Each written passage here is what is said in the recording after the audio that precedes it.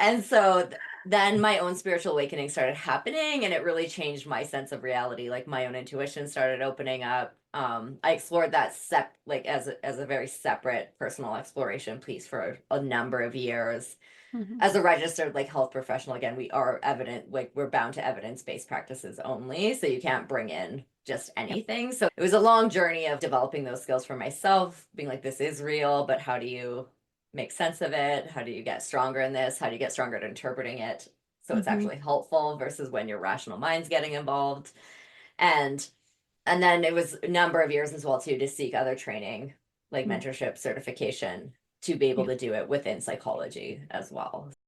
Hi, conscious parents. It's Carrie here, and I am here with a little info about raising our mindful kids. I've got some tips and tricks about breaking free of the box and becoming who you are, and teaching your kids how to do that along the way. Join us. Hi there, and welcome back. I have a treat for you guys today. I have Mrs. Katie Turner here, who I love blends her background in psychology and child psychology and works with adults as well and brings in the holistic approaches. I love bringing in the holistic mindsets and pieces. And so, Katie, thank you so much for being here today with us. Yeah, thanks so much for having me. Yeah, it's been really lovely to connect with so many people that have these backgrounds. And I myself have the speech therapy and teacher background, and I love blending in some of the evidence-based things that I've seen and then some of these intuitive pieces that have been so prevalent in my life. I was going to ask you, how did you end up bringing in the holistic side for yourself and as a Yeah, so practitioner? for me, it was a long journey. So I Okay, do like a sure. Cole's Notes version of it Yeah. basically. But my background's psychology first. So Masters of Science in Psychology, more research, like Mm, evidence-based approaches. Didn't yeah. believe, didn't have a strong background growing up, anything like that. I thought a lot of the stuff was woo. If people believe in it, if it helps, great. But Yeah. I unintentionally stumbled into my own spiritual awakening Mm. when I was early in the field and kind of burnt out and a bit Mm. disillusioned with only the conscious mind focus alone, like the limitations I was seeing in the field. Okay. And in hindsight, I was engaging in a lot of practices that actually do help open up that connection. I just didn't realize that Mm. at the time. So things like meditation, like energy work, breath work, like lots of meditation. And so then my own spiritual awakening started happening, and it really changed my sense of reality. Like my own intuition started opening up. I explored that like as a very separate personal exploration piece for a number of years. Mhm. As a registered like health professional, again, we are evident, like we're bound to evidence-based practices only, so you can't bring in just Yep. anything. So it was a long journey of developing those skills for myself, being like, this is real, but how do you make sense of it? How do you get stronger in this? How do you get stronger at interpreting it so it's Mhm. actually helpful versus when your rational mind's getting involved?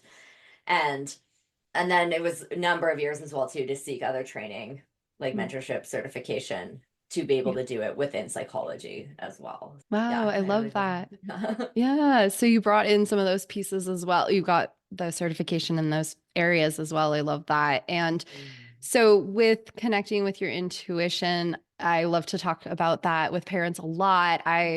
For just a little background, I was very in my head when I became a Mhm. mom and trying to do all the perfect things and live in the perfect box. I thought that would be what my kids need, and my kids really resisted it. Yeah. It was really cool. And that's when I had my spiritual awakening, which has continued. And I even grew up spiritual. So Yes. it's so easy, even when you're grown up with it, to get back Mhm. into your mind. Is there anything that you would tell parents as far as connecting with their intuition and what you've seen or what you feel like they could Yeah. hear?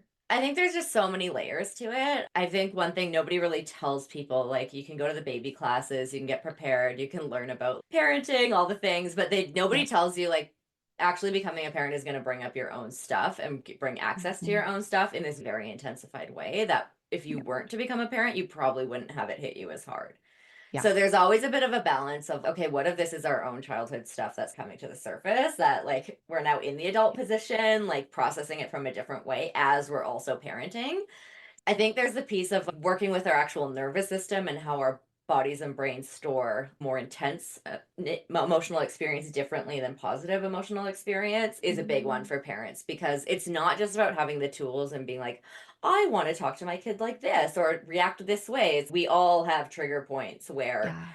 it's our own nervous system to regulate and work with the triggers that come up for ourselves in parenting. Mhm. I also think like I work a lot with women. Women still are in our culture and society the main ones who seek out help and have less Hmm. stigma around that. Interesting. But I work with men as well too. And I think we can get so individualized of think it's our own personal problem of I'm being too hard on myself. I have all these impossible expectations as a mom, but it's so cultural and systemic. And like this time Yeah. period, I do a lot of work with cycle breakers, and there is this shadow side to it that people don't really talk about of like when you know, okay, there's epigenetic trauma, what we're passing down to our Mhm. kids, it can go so far to the other side of I don't want to do anything to screw them up Mhm. that it's paralyzing for people or there's a lot of shame with it. Yeah. And I work with women so often carry these impossible standards of I'm not doing enough and this like Yeah. mom guilt, which isn't actually guilt. Like guilt is as a pure emotion is I've done something wrong or against my value system, and guilt is meant to motivate us to do better. Like if our kids steal or lie or throw something, if they feel guilty, it's not a bad thing. We're like, hey, that's good. You're not a psychopath. Let's work with that. Let's not go into shame or blame you, but be like, how do we move through this and actually apologize? What do we do differently next time? Mhm. Guilt has a purpose to it, but most moms, it's like this cultural shame. And women and moms carry that. And I've never seen a case of dad guilt in the way moms carry it. Mhm. Usually if they're coming men are coming into therapy with I don't feel good about this, it's okay, there's usually actually something going on. It's usually not this crushing societal weight of Mhm. impossible expectations of I should always be regulated, I should be having a career, I should be doing all these things with them, I should give them one-on-one attention all the time and never lose my Yes. temper. Yes. Yeah. I That think there's makes all, and with the intuition piece, there's always sorting out all the external noise mm, and belief system stuff with what's actually true yeah. I feel intuition. like when we're building up that intuition piece, it does make it so much easier when you are feeling that triggered piece, like to connect with yourself and be like, what is triggering me right now? It's made it so much easier for me. Yeah. I'm a sensitive, highly sensitive person, and then Hmm. raising two highly sensitive kids. I'm married to a highly sensitive person. Yeah. We're Highly all sensitive myself. kumbayaing Yeah. over here. So I think just that intuitive piece, I'm starting to Mm. get to the point where I can hear it so much faster as I continue to build Yeah. it. Okay, this is this moment that is making me want to yell right now. Or Yeah. yeah, is it a trauma piece for me? Or Yeah. is it simply like that I'm feeling overstimulated or the screaming is just Hmm. taking over? Yeah, My kid's screaming is too much for me. So it's really helpful in that way for me. for sure. And I think that like mindfulness, like that awareness and self-reflection and what's going on in my internal world is a big one, because Mhm. into pure intuitive information comes through our sensory. Like it comes in different ways. A lot of it's finding our dominant ability and like continuing to work with that. Mhm. It's usually easier when it's something that's not high stakes or like we have a lot of emotion invested in. So practicing with it, it's keep it light, have fun. We want Mhm. it for the bigger things of should I do this or that? Keep my kid in this school or stay with this pediatrician. But it's often harder to get that access when there's a lot of emotions involved. And that's where it is such a dynamic process of being like, hey, what's this bringing up for me? All Mhm. that old like belief system stuff, our own nervous system stuff, it's almost like static on the radio signal line. If we can, Mhm. the more we can clear that, the more just knowing Yeah. can Yeah. come in. And we need space to get out of our rational mind, like walks, meditation, something. Yes, the space is so helpful. And like you said, we put so much pressure if we're trying to figure out something like changing their schools, which we went through Hmm. last fall, mid-year. We did have so much pressure, and then it just shut us down and we got so Yeah. stuck where we couldn't hear. But Yeah. I think knowing it's not something, if it's going to happen, it will, maybe you'll see Mhm. signs several times, or maybe it will continue to It's always a evolve. process too. Sometimes we just want the answer. Our intuition doesn't follow our logical. Our ego mind is like, just tell me what to do. And intuition is more a process. It's more like, how do we feel moment by moment? I'll often compare it to almost like a GPS system or compass, but it only tells you like turn left right now. It doesn't tell you like all the steps that are going to come up. So we often have to still be in the process, like talking to the school, being like, is there anything we can do? Let's give this a try. Let's start looking at other options. Let's go to their Mhm. open house because it's Mhm. all a feedback loop. Yep. Yep. Yeah. Yeah. And for us, it came 3 different times. It wasn't like, Yeah.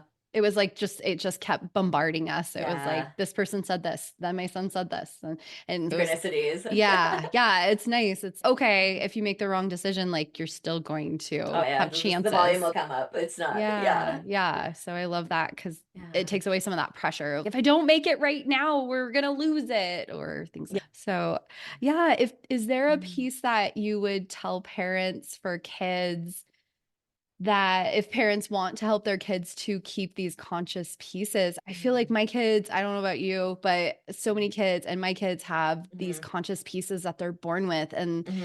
these questions and wanting to connect with others and these pure hearts. Mhm. I really am focusing on trying to help my kids stay conscious into Mhm. adulthood. Mhm. Mhm. Yeah, that's amazing. I think even just Yeah. that alone is like such a game changer because Mhm. it's a relatively new shift in parenting where emotional maturity, self awareness, self reflection, those aren't strong skills for most Mhm. of our parents' ancestors. If we go back a few generations, there was a lot of survival, there wasn't a Yeah. lot of knowledge. We Yeah. have the double edged sword of almost too much information and knowing what to sort through and not getting paralyzed by it. But it also is positive of at least there's options, at least there's tools. So for Yeah. anyone who's doing their own work and already aware of it, I'm not as worried for their kids because it's like if they know when their stuff's too big and they're going to get their own adult support for that. A lot of it too, I think, is like for sensitive kids, they pick up on so much of what's going on. And I think all kids do. Mhm. Um, but the adults, if we're cut off from everything, if we're in our heads, if we're not connected to our own emotions, if we're not taking that responsibility for our own emotional regulation, maturity, it's like then kids, they get the message not to trust what they're sensing and feeling. So there's Mhm. a line of even really sensitive kids, it's you still need to be the adult. Even really psychic or gifted kids, don't ask them questions that are not developmentally appropriate for them, even if they get Mhm. answers and other pieces. It's go to someone else for that. It's not developmentally appropriate, even if they can Wow. channel or connect with other things. But I think the piece is like as an adult, we can validate of, yeah, I'm just stressed today, but it's not anything you're doing. So we can validate of, yeah, what you're picking up is correct, but still developmental appropriate boundaries. And the adults are in Mhm. charge Yeah. of doing this. And we can do our best to advocate for them, to help them get through situations. But parenting is almost like this ongoing, one of my mentors explained it as this ongoing baton relay toss, where you're constantly being like, am I holding the bar? Or, and like, when is it time to pass it over to you? When do I have to let it go? When does your child have to Mm. actually take it themselves? Because Yeah. as they get older, it's like, then we need to actually, it's not just about not doing anything that's going to traumatize them. We want to teach them resiliency as well and like how to Mhm. advocate and ways, be a guide to help them think about the world in a different way. Because I think it's like we didn't necessarily need the world to not be like to be completely accommodating of sensitivity and everyone getting it. But if there was Yeah. like one or two safe adults who could be like, oh, no, like it's not okay if an adult yells at you. Like you didn't do anything. Mhm. Like, yeah, maybe you should have been listening in class, but that's not an appropriate reaction. Like Yeah. it makes sense you feel upset. Like adults are responsible. Because I Yeah. was like into adulthood when I realized, oh, like not all adults are actually emotionally adults. Yeah. And That's so, very yeah, true. yeah. We're all growing and changing. And yeah, I think that's an interesting piece because I think even as parents, we start to see our parents in a different view, right? And that's healing in itself as well. It comes And back to a yeah, and child. triggering and healing. Like it's yeah. Yeah, it's very true. But Yeah, seeing as some like seeing, yeah. Cycle yeah. breakers are often like in the middle, like gentle parenting their own parents and their kids, and are like, this is a lot. We need support systems too. Oh my gosh, I love that. I hadn't thought about gentle parenting our own parents, but that is, yeah, instead of heart to heart parents, it's like heart to heart people connecting with everyone. Yeah. When people Yeah. who are taking that, who are responsible for their own energy, who can reflect, who like to self-reflect, who are growth oriented, who are like working towards more emotional maturity. I think we need those networks, Yeah. even Yeah. if they're just a few. Yeah. Yeah. Yeah, that's totally I love that so much. And I think that that connection, like you said, having that person to turn to and being able to acknowledge what's going on in our kids' lives Mhm. and it gives them so many more tools in their pocket versus putting on these layers of protection that we had to Mhm. remove as we were adults and Mhm. going through our own spiritual awakening process. Yeah. So I really love that. And it's Yeah. not just because it's like parenting's almost like two arm hug. You have the love and the limit. part too. So Mm. it's like we need both. And I think some of it too is like there's times for protection and there's times to get involved and like advocate, protect your kid, but there's other times where it's like we are raising them to be adults in the world as well. So we Mhm. want there's times for mama wolf energy where it's like lick the cubs, cuddle them at home, and then nip at their heels to have them run. We have to work within, and that's where the intuitive piece is knowing your kid, knowing their temperament, knowing how, and having support to be like, okay, when do I push a bit more? And when they're not comfortable with it, when this isn't what they want to do, when my instinct is, because we can overcorrect if we didn't get enough, if we had things too hard one way, it's very easy for people to swing almost in defense the other way of no limits, or I don't want to say no to them at all, or make them do hard things because no one protected me or advocated for me, versus now how do you be there for them and then also challenge them to grow the Mhm. resiliency within a zone of comfort, because spiritual beings in a human nervous system, it's like part of being here in this world is some level of emotional overwhelm or trauma. Mhm. We don't Yeah. want to be the main source of it, but it's like we want them to be resilient and be like, if bad things happen in life, you will be able to get through this. Mhm.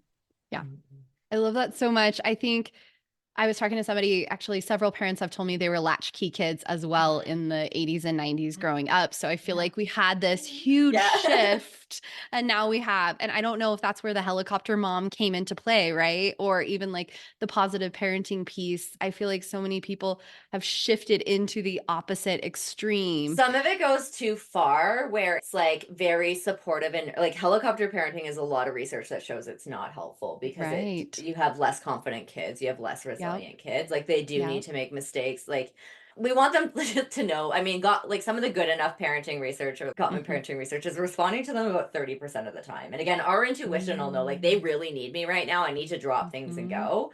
Yep. Versus, no, they're uncomfortable. They want me to drop things and go, but they can wait this Hmm. out. And it's actually going to be Hmm. good for them. And I need to Yep. go manage my anxiety, or what's like how much of this is my own stuff Yep. coming up. But again, and again, I find this is also like tends to be more of a case for women than men. There's of course going to be differences. I'm not saying all men are all women, but moms often go one way to the other where they're very soft, very gentle. There's great stuff around attachment parenting. Okay, this is why we don't do this, and very gentle. But then it can get to this point where it's like, I have told you 15 times, pick up your stuff. And then it swings And from gentle to like aggressive. And then the kids are scared. They do it. But then it swings back and mom feels super guilty and horrible. But it's mhm, also that's part of finding that firm, the mhm, mama wolf nip at the heels energy of enough. There's, sometimes it's time for a boundary, and this mhm, isn't mean, but it's healthy for them. It helps reduce their anxiety, and it's help part of your own self-care, so you're not getting to the point where you're losing it, which is okay because you've said it a million times and they actually have the developmental capacity. This isn't that they can't regulate, it's they're actually pushing a limit here. mhm. Yeah, definitely our gifted kids that are coming in, their brains work so quickly and they are on it. They're looking for those, right? Like, how Yeah. far can I push Pole in the mom? fence, I am getting out. Yeah. Yes, totally. I love that limit piece because I feel like so many times, yeah, we do go to that opposite, that extreme with the attachment, parenting, positive parenting, those pieces, and we leave behind those limit setting pieces. I've also spoken with my son who's 9, and I mentioned to him, mom's going to support you, mom's going to help you. I'm here. Part of my job also is challenging you. And Yeah. I've told him I'm watching your body to see if you're ready for a challenge, and I'm going to try to choose those moments appropriately for you. Mm-hmm. That's part of my intuition that I'm using, Mm-hmm. like you said, and knowing those times. But also, it's part of my job to help you become an adult, and part of that is challenging you. Yeah. And yeah, I Yeah, love that. I've had similar conversations more at a lower developmental level for my 4 and 5 year olds too, to be Yeah. like, this is part of loving you, and like I know this Mhm. is hard, but we're gonna talk about this because Yeah. like I love you, I want you to have friends. We can't treat our friends like this. Even if we Mhm. don't want to have this conversation, like we'll have it in smaller bits, we'll thinly slice it, but like we're having this till you get it. And you're nicer to Yes. your friend next time we have a play date. Like, and then it Yes. does click it and they do better, but it's like sometimes there's stuff that's uncomfortable and they don't want to do it. Yeah. And I love you had mentioned love and limits. And in my mind, I was thinking for adults, setting limits, because that's been something I've had to learn as well. I know you're mainly focusing setting the limits with the kids, but do you also talk a lot about that for setting limits for moms Yeah, and I work a lot with, I'm highly sensitive and empathic as well. That's what mm, I specialize in working with mainly. And so I mhm, find a lot I've even got more specialization in even personality disorders and the impact of that because I find a Mm, lot of the clients that I work with, sometimes there's stuff going on in their own life, and sometimes the stress level for them is dealing with emotionally immature adults that have a more kind of significant role in their life, whether it is like an mm, ex-partner, co-parenting, in-laws, like a boss, because the just the stress of those dynamics is yeah. so much higher than regular Mm, conflict if you're looking at high levels of immaturity and reactivity, or if you're getting into suspected personality disorder territory, it's like a whole wow. other Wow. pile of chaos. I think the piece with the limits part, like a lot of it is really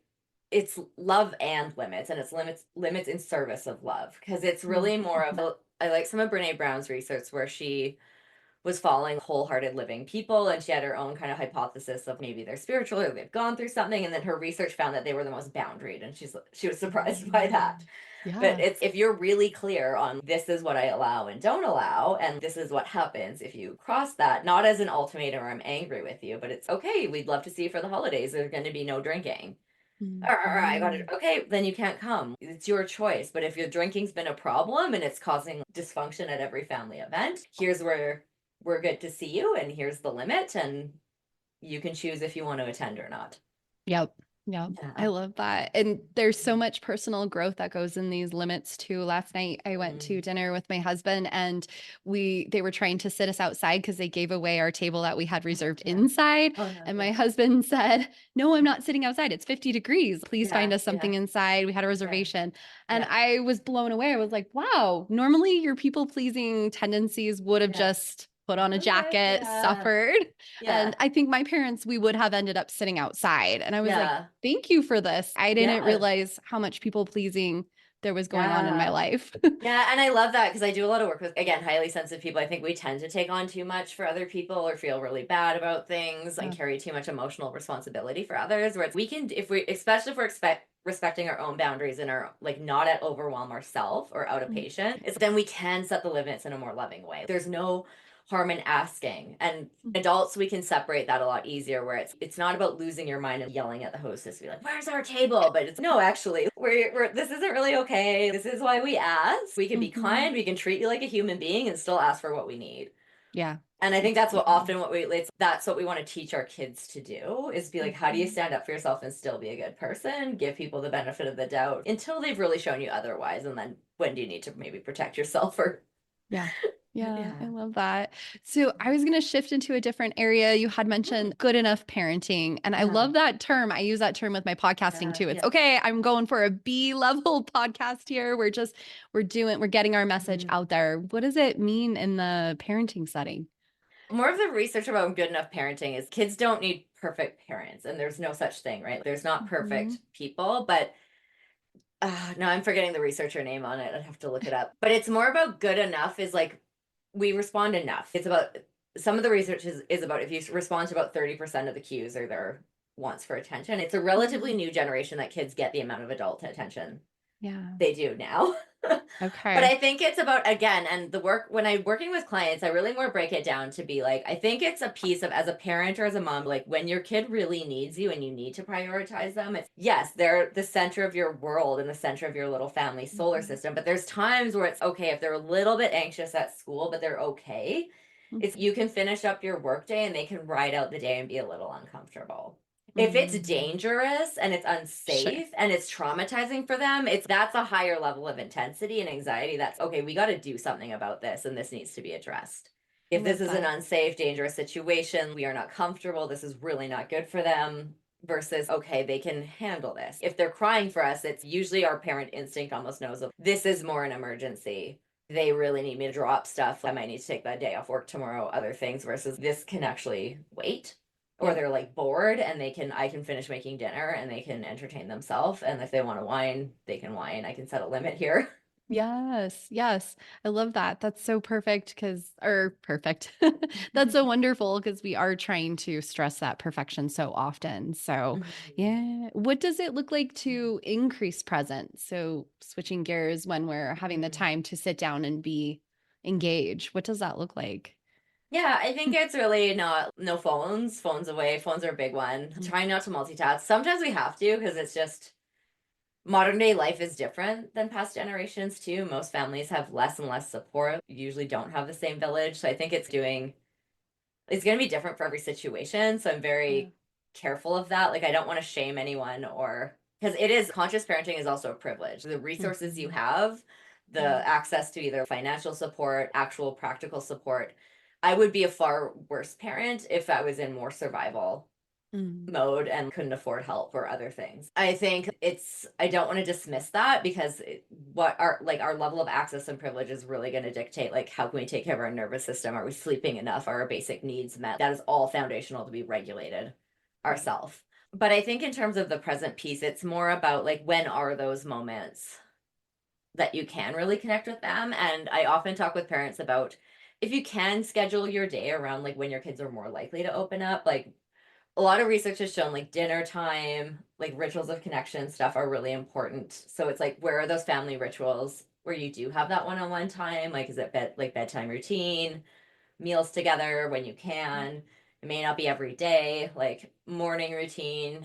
Um, Kids and teens they'll often open up more as they're going to bed, where it's like really inconvenient for parents. But if you can, or if you have the flexibility, I try to say, okay, if we can within reason schedule our own day and make spaces for this, because we can always get kids Mm. to open up when they don't want Yeah. to. But then right before they're going to go to bed, they're like, oh, this happened at school and blah, blah, blah. And you're like, okay, finally.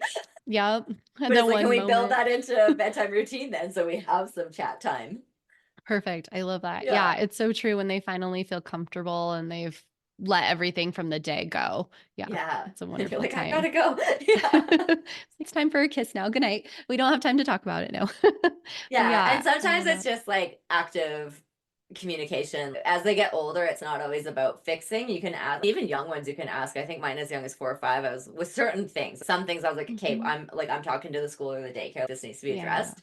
Yeah. Other things I was like, do you hear some things you could try? More peer stuff that's just harmless little Yeah. kids figuring stuff out. It's okay, Yeah. let's go over some ideas. Do you want me to talk to the teachers? No, not Yeah. yet. Okay, I won't. I don't have to right now. If it gets Mhm. worse, I might have to, but so Yeah. you kids and teens really do understand limits of confidentiality. I think you can have those conversations early on and continue them into teenage years because also former latchkey kid. And I think a lot of parents, it's really cool to see a lot of parents doing things differently where they're like, as my Mm. kids get older, I want them to come to me to still be the Yeah. adult, to still be like, there's going to be times where I'm going to might have to tell people, or like, we might have to get people involved here. It's not the like, for me growing up, there was like the parents who were like friends with their kids and they did whatever and they were like the cool ones. And now as an adult, I'm like, oh no, that's not. That seems so fun when you were a teenager, but not now. Or the other side where it was like, okay, they don't know what's going on. Like they're weird. Mm. Like they're either strict or controlling, or they're being lied to because it's not safe to actually tell them what's happening, Okay. or we just don't talk about Yep. this. And I think, like, especially as you get into teenagehood, it's like I want that relationship with my daughter where I'm like, I want you to come talk to me about whatever is going on. I want it to be Yeah. safe. Like, it doesn't mean there won't be consequences, or like, it doesn't Mhm. mean I won't ever tell anyone else, but there's going to be limits of safety around that because I want to help you navigate Okay. some Yep. of these decisions, especially when it gets more serious into Yeah. teenage years, young adulthood, if it's like dating, sexual activity, drug use. And I think you can start that really young Yeah. Yeah. I by think, like like not reacting, but being like, okay, sometimes we need to do this, and here's what's going to happen, but giving them some mhm. respect in the process. Yes, yes. I love the not reacting piece too. That can be challenging at times, but yeah, Mm-hmm. staying a more Yeah, neutral party in it. Yeah. yeah, yeah. Lo- That was so helpful today. Katie, thank you so much for being here.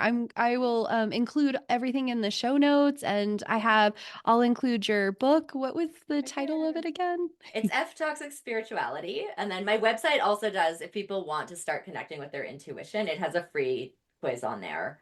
So Love you can it. see what your dominant intuitive type might be. And then, like, right now it's set up so there's like a free 6 week challenge just with like Okay. some journal prompts so people can just, Yeah. because again, it's like a muscle. The more you pay attention to it, the more it'll start opening up.